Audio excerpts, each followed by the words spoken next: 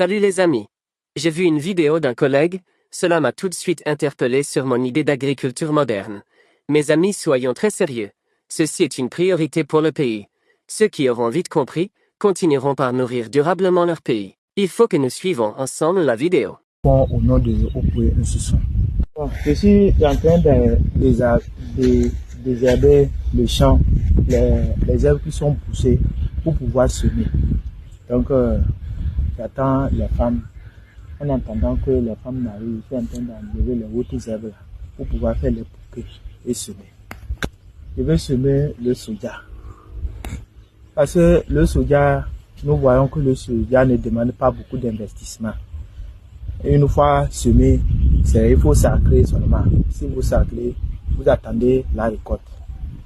Ce n'est pas comme le maïs, il faut les intrants, il faut aller acheter, il faut chercher les moyens, il faut aller contracter des prêts pour aller acheter un sac d'engrais qui coûte aujourd'hui 18 000. Et à la fin, après les récoltes, la rentabilité, ça peut aussi jouer. Vous pouvez gagner ou ne pas gagner. Si vous gagnez aujourd'hui, cette année, le maïs ne s'achète pas. Un sac d'engrais de 18 000, on vend un bol de maïs 300.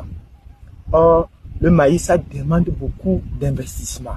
Il faut l'entretien, il faut tout ça là, il faut beaucoup de soins autour de ça. Or, le soja, c'est pas la même chose. Une fois que vous semez le soja, vous sacrez une seule fois, vous attendez. Même quelle qu'en soit la saison, la pluviométrie, lui, il s'adapte à la situation de la sécheresse. C'est plus rentable. On vend aujourd'hui le soja, 1 kilo, c'est 300. 2 kilos. Imaginez si vous gagnez une tonne aujourd'hui, combien vous allez gagner par rapport, comparé au maïs. Donc, c'est pourquoi cette année, moi, principal, je me suis donné pour pouvoir faire le soja. Puisque le maïs, j'ai fait l'année passée, je n'ai pas pu vendre. Avec quoi il veut me lancer encore? Nos producteurs ont-ils un problème dans la gestion de leur culture? Y a-t-il un manque de suivi dans les zones de production agricole ou quoi? Pour une agriculture durable, nous devons tout faire pour éviter l'utilisation d'engrais chimiques dans nos productions agricoles. Il faut préconiser des méthodes naturelles de culture du sol.